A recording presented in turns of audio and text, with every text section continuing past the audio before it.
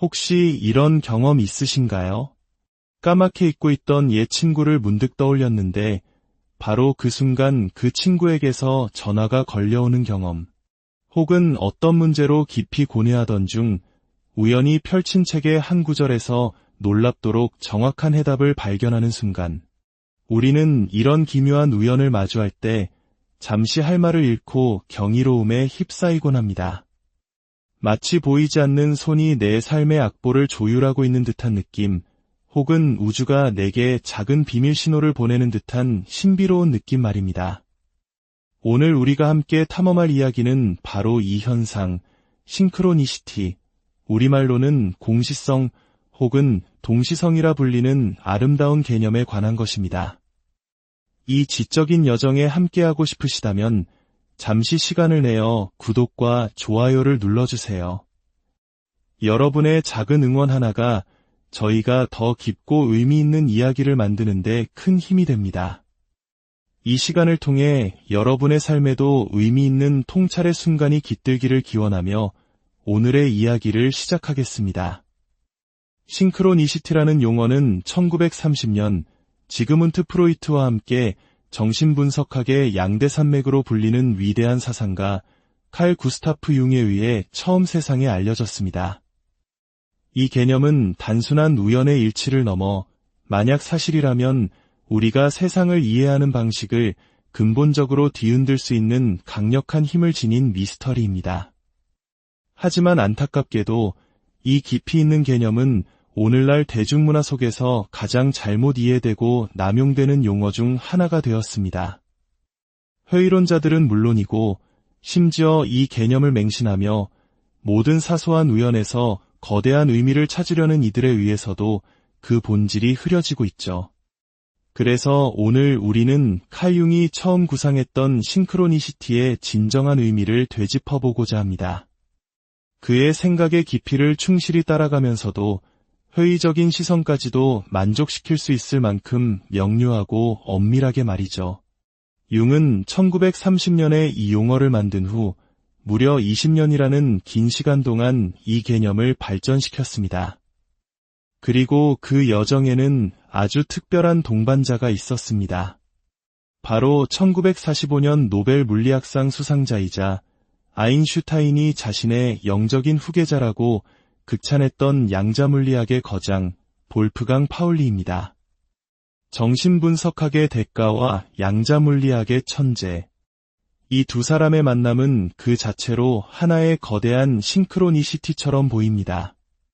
그들은 눈에 보이는 인과율만으로는 설명할 수 없는 세계, 바로 양자물리학의 세계와 인간 정신의 심층 세계가 만나는 지점에서 함께 탐구에 매진했습니다.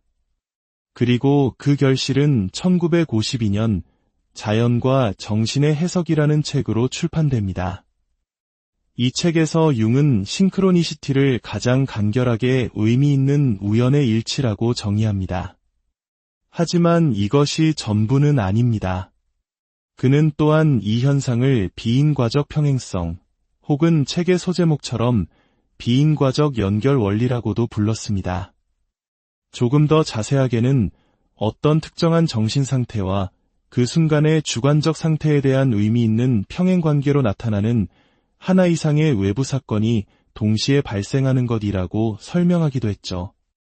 이처럼 싱크로니시티는 여러 겹의 깊이를 가진 개념입니다. 그리고 그 깊이를 제대로 이해하기 위해 우리는 지금부터 진정한 싱크로니시티를 구성하는 세 가지 핵심 요소를 하나씩 살펴볼 것입니다.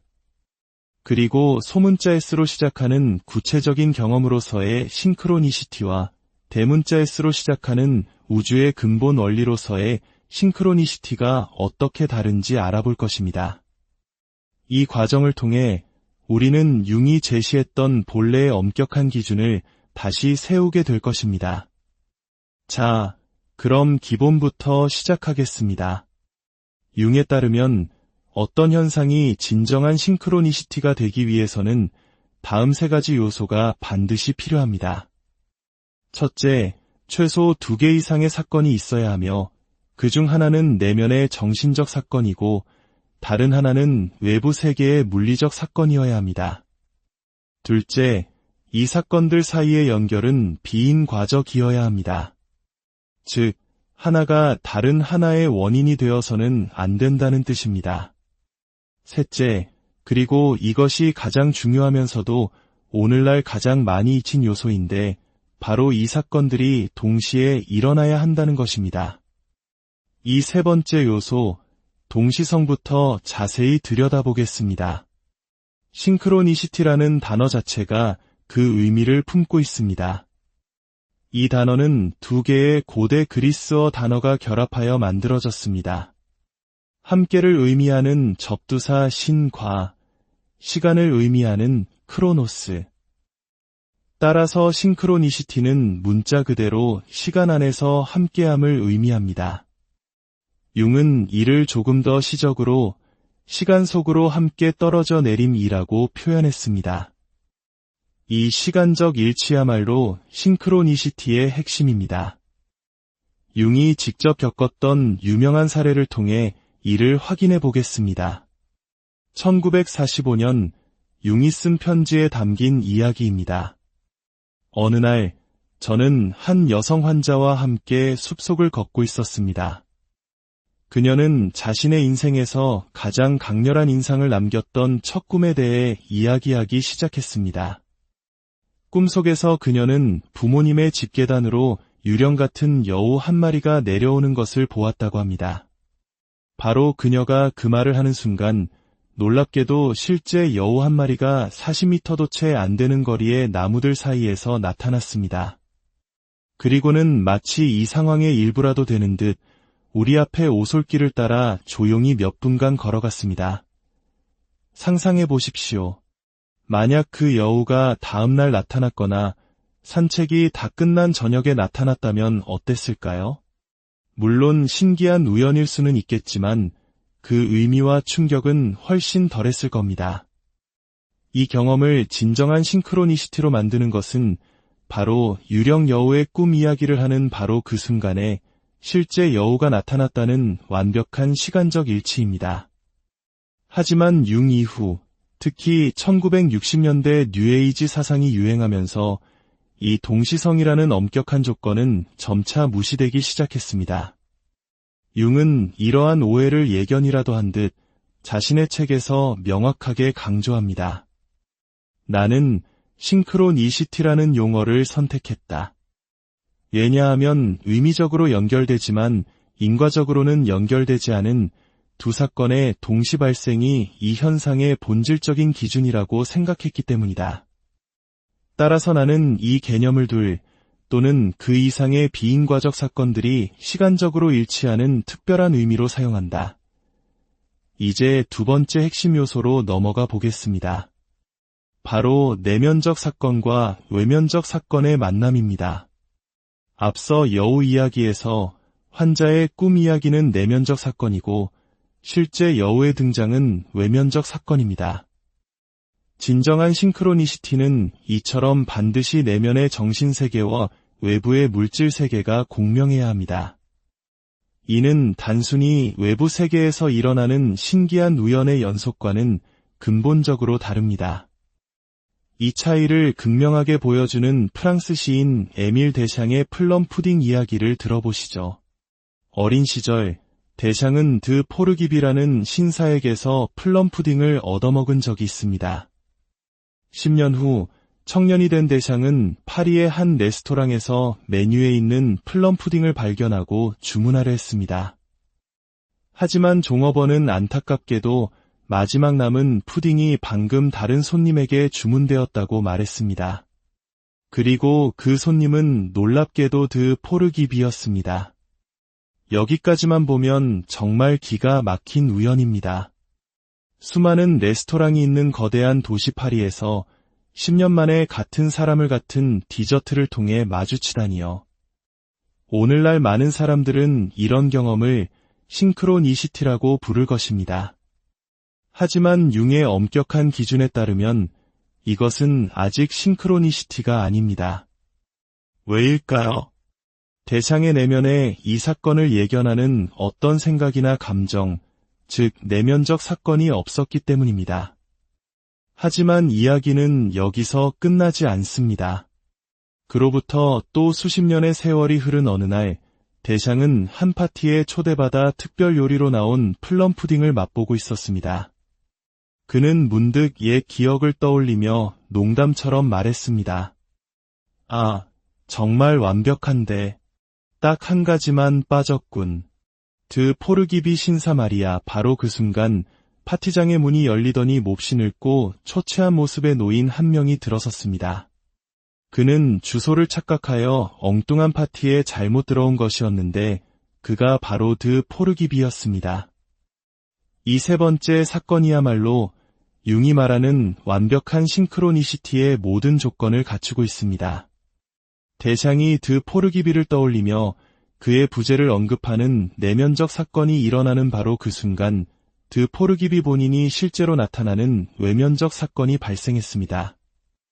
이처럼 내면의 정신 상태와 외부 사건이 의미 있는 평행선을 그리며 시간 속에서 정확히 일치할 때 우리는 비로소 진정한 싱크로니시티의 문을 열게 되는 것입니다. 마지막 세 번째 요소는 가장 심오하고 기묘한 부분, 바로 비인과성입니다. 싱크로니시티를 구성하는 내적 사건과 외적 사건은 서로 원인과 결과의 관계가 아니어야 합니다. 대샹이 드 포르기비를 생각했다는 이유로 그 노인이 마법처럼 소환된 것이 아닙니다. 반대로 노인이 문을 두드렸기 때문에 대샹이 그를 떠올린 것도 아닙니다. 그 둘 사이에는 우리가 아는 물리적인 인과관계의 사슬이 존재하지 않습니다. 이 비인과성을 잘 보여주는 또 다른 유명한 사례가 있습니다. 18세기 스웨덴의 과학자이자 신비사상가였던 에마누엘 스베덴보리의 이야기입니다. 1759년 7월 19일 스톡홀름에서 대화재가 발생했습니다. 당시 스베덴보리는 화재 현장에서 약 400km나 떨어진 예테보리의 한 저녁 식사 자리에 있었습니다. 그런데 오후 6시경 그는 갑자기 불안해하며 사람들에게 지금 스톡홀름에 불이 났소. 불길이 내 이웃집을 삼키고 우리 집까지 위협하고 있소. 라고 외쳤습니다. 그리고 2시간 뒤 그는 안도의 한숨을 내쉬며 다행히 불이 우리 집 세채 앞에서 멈췄소. 라고 말했습니다. 당시 스톡홀름의 소식이 예테보리까지 전달되려면 최소 2에서 3일이 걸렸습니다. 사람들은 반신반의했지만 며칠 뒤 도착한 공식 보고서는 스베덴보리가 말했던 모든 상황, 심지어 시간까지 정확히 일치한다는 것을 증명했습니다. 스베덴보리의 환영이 스톡홀름의 화재를 일으켰을까요? 그럴 리 없습니다. 그렇다면 스톡홀름의 화재가 400km 밖의 스베덴보리에게 텔레파시처럼 환영을 보낸 것일까요? 이 또한 현대과학의 인과율로는 설명하기 어렵습니다. 여기서 우리는 융의 통찰과 마주하게 됩니다. 융은 싱크로니시티가 우리가 원하는 것을 생각하면 현실이 되는 마법적 인과율이나 끌어당김의 법칙 같은 것이 아니라고 경고합니다. 그것은 우리가 통제하거나 조종할 수 있는 힘이 아닙니다. 오히려 인과율이라는 법칙과는 전혀 다른 우주를 관통하는 또 다른 거대한 원리, 즉 비인과적 연결 원리가 작동하고 있다는 증거라고 보았습니다. 이는 마치 중력과 같습니다. 우리는 사과가 떨어지는 구체적인 현상들을 무수히 목격합니다. 이것이 소문자 S의 싱크로니시티, 즉 개별적인 경험입니다. 하지만 뉴턴과 아인슈타인은 이 개별 현상들 너머에 중력이라는 보편적인 자연 법칙이 존재함을 통찰했습니다. 이것이 바로 대문자 S의 싱크로니시티, 즉 융과 파울리가 탐구하고자 했던 우주의 근본 원리입니다. 그들은 정신과 물질이 우리가 생각하는 것보다 훨씬 깊은 차원에서 서로 연결되어 있으며 이 연결은 시간과 공간의 제약을 뛰어넘을 수 있다고 생각했습니다. 그렇다면 이제 마지막 퀴즈를 통해 우리의 이해를 점검해 보겠습니다. 융이 자신의 책에 기록한 다음 사례는 과연 싱크로니시티일까요? 아닐까요? 1949년 4월 1일 금요일, 점심으로 생선 요리가 나왔다. 누군가 만우절을 만우절 생선이라고 부르는 풍습을 언급했다. 바로 그날 아침 나는 라틴어 비문을 하나 메모했는데 그 내용은 인간은 아래부터 온전한 물고기다라는 뜻이었다. 오후에는 몇 달 만에 만난 예전 환자가 그동안 그렸다는 아주 인상적인 물고기 그림들을 보여주었다. 저녁에는 물고기 모양의 바다 괴물이 수놓인 자수 작품을 보게 되었다. 다음 날인 4월 2일 아침, 수년 만에 만난 다른 환자는 꿈 이야기를 했는데 호숫가에 서 있는데 커다란 물고기 한 마리가 자신을 향해 헤엄쳐와 발 앞에 멈추더라는 내용이었다. 참고로 나는 당시 역사 속 물고기 상징에 대한 연구를 진행 중이었다. 어떠신가요? 하루 이틀 사이에 무려 6번이나 물고기라는 주제가 반복해서 나타났습니다. 마치 우주가 융에게 물고기를 보라 고 속삭이는 것 같습니다.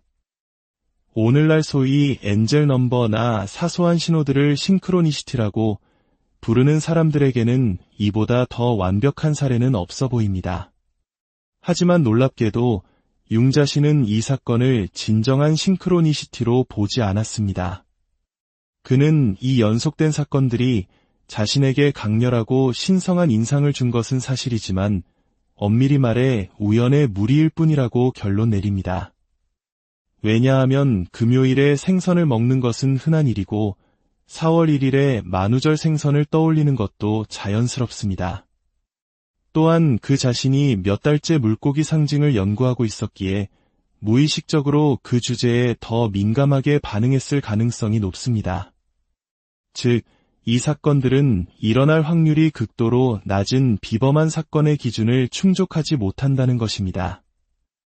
여기서 우리는 싱크로니시티를 대하는 융의 엄격하고 과학적인 태도를 엿볼 수 있습니다. 그는 세상의 모든 의미 있는 우연을 싱크로니시티라고 부르지 않았습니다. 오히려 대부분의 우연을 걸러내고 정말로 인과율로는 도저히 설명할 수 없는 경이로운 소수의 사건들에만 그 이름을 붙였습니다. 정리하겠습니다. 칼 융이 말한 진정한 싱크로니시티란 첫째, 내면의 정신적 사건과 외부의 물리적 사건이 둘째, 바로 그 순간이라는 시간적 일치를 이루며 셋째, 그 둘 사이에 어떤 인과관계도 없이 미스터리한 방식으로 함께 발생하는 현상입니다. 이것은 우리가 삶에서 마주치는 90% 이상의 소위 싱크로니시티들을 걸러내는 엄격한 기준입니다. 하지만 바로 그 엄격함 덕분에 우리가 진짜 싱크로니시티를 만났을 때 그 경험은 더욱 깊고 강렬한 의미로 다가옵니다. 그것은 단순한 행운이나 우연이 아니라 우리의 정신이 우주의 거대한 테피스트리의 일부이며 보이지 않는 의미의 실로 세상과 연결되어 있음을 보여주는 경이로운 순간입니다. 어쩌면 세상은 우리가 생각하는 것보다 훨씬 더 신비롭고 의미로 가득 찬 곳일지도 모릅니다. 오늘 이야기는 여기까지입니다. 여러분의 삶 속에도 이처럼 깊은 의미를 담은 우연의 순간들이 찾아오기를 바라며 저희는 다음 시간에 더욱 흥미로운 지식과 통찰로 다시 찾아뵙겠습니다.